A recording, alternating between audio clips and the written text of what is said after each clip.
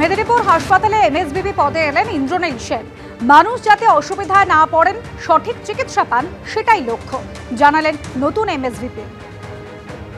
মেদিনীপুর হাসপাতালে ফের দায়িত্ব নিলেন ডক্টর ইন্দ্রনীল সেন।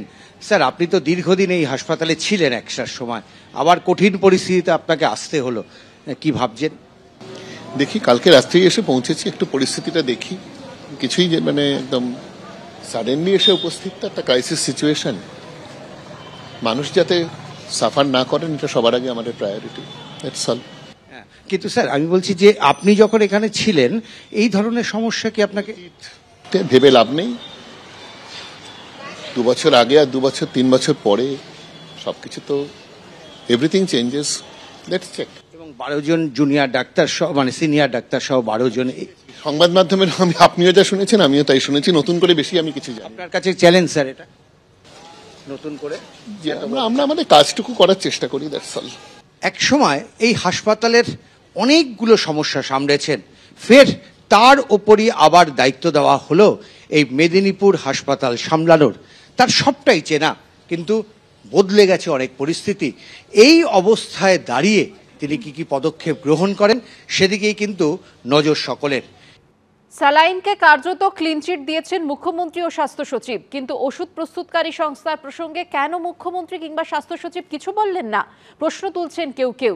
এ নিয়ে বিতর্কের মধ্যেই দায়িত্ব থেকে সরিয়ে দেওয়া হলো স্বাস্থ্য দপ্তরের স্পেশাল কমিশনার চৈতালি চক্রবর্তীকে, যিনি ওষুধ ও চিকিৎসার সব সরঞ্জাম কেনা এবং সরবরাহের দায়িত্বে ছিলেন।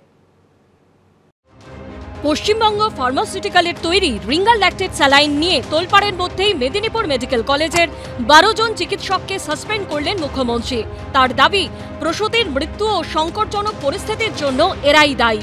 কিন্তু চিকিৎসক মহলে প্রশ্ন হলো, যে রিঙ্গাল ল্যাকটেট নিয়ে ভুরি ভুরি অভিযোগ, তা নিয়ে কেন অবস্থান স্পষ্ট করছে না সরকার? বিষাক্ত স্যালাইন, বিষাক্ত ওষুধ, এর ফলে যে রোগীর মৃত্যু হয়েছে, পোস্টমর্টমের রিপোর্টে আমরা যা দেখেছি তাতে কোনো রকম মেডিকেল নেগলিজেন্স প্রমাণ হয় না বলেই প্রাথমিকভাবে আমাদের মনে হয়। সুতরাং এইটা সরাসরি স্বাস্থ্যমন্ত্রী কিন্তু তার দফতরের ব্যর্থতাকে তার স্বাস্থ্য সচিবকে রক্ষা করার উদ্দেশ্যে আজকে এইটাকে ঘুরিয়ে দিয়ে 12 জন চিকিৎসককে সাসপেন্ড করার ফোন দিয়েছে। প্রায় 1 বছর আগে 2024 সালের 22শে মার্চ পশ্চিমবঙ্গ ফার্মাসিউটিক্যালের তৈরি রিঙ্গাল ল্যাকটেট স্যালাইনকে কালো তালিকাভুক্ত করে কর্ণাটক সরকার। 10ই ডিসেম্বর উৎপাদন বন্ধের নির্দেশ জারি করে ড্রাগ কন্ট্রোল।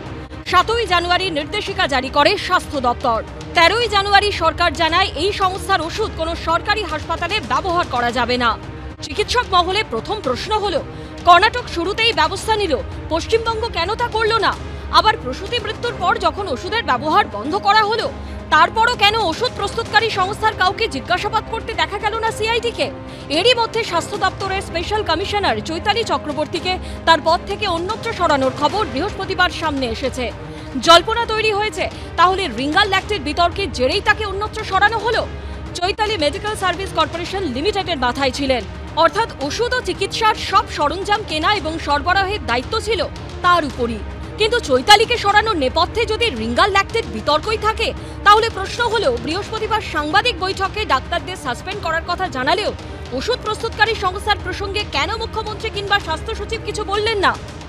এই যে স্যালাইনের কথা আপনারা বলছেন, অনেক স্টেটে এখনো চলছে, খোঁজ নিন, তারা কিন্তু এটা ব্যবহার করছে।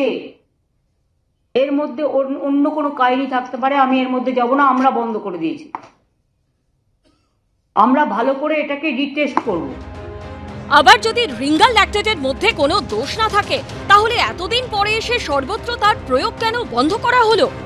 স্যালাইন যেহেতু আমাদের একটা স্ট্যান্ডার্ড প্রোটোকল আছে, যদি এরকম কিছু ঘটনা ঘটে সেই ব্যাচগুলোকে আমরা আবার টেস্ট করি। তো আমি এটাই বলবো, এই batches whatever was used was properly tested repeatedly. তাহলে আমরা ওটাকে টেস্টিং এর জন্য নিয়েছি, পুরো ব্যবহার থেকে ওটাকে বাদ দিয়েছি। এটা খুবই, আর ওখানে যা যা মেডিসিন হয়েছিল পুরো ব্যাচকে আমরা বাদ দিয়েছি।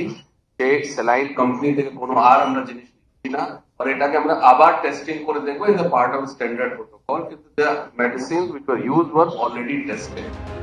প্রসূতি মৃত্যু নিয়ে উত্তাল পরিস্থিতির আবহে বুধবার দলীয় বিধায়কদের নিয়ে স্বাস্থ্য ভবনে যান শুভেন্দু অধিকারী। প্রাথমিকভাবে পুলিশ তাকে আটকায়, কিন্তু পরে তিনি স্বাস্থ্য ভবনে ঢুকে চৈতালি চক্রবর্তীর সঙ্গে দেখা করেন। ক্ষমার অযোগ্য অপরাধ করেছেন, ক্ষমার অযোগ্য অপরাধ। সব মিলিয়ে রিঙ্গাল ল্যাক্টেট প্রসঙ্গে সরকারের অবস্থান নিয়ে এখনো যেমন ধোঁয়াশা, তেমনি হঠাৎ করে স্বাস্থ্য দপ্তরের স্পেশাল কমিশনার চৈতালি চক্রবর্তীকে সরানোর কারণ নিয়েও নানা জল্পনা। সন্দীপ সরকার, সুমন ঘড়াই ও কৃষ্ণেন্দু অধিকারীর রিপোর্ট, এবিপি আনন্দ।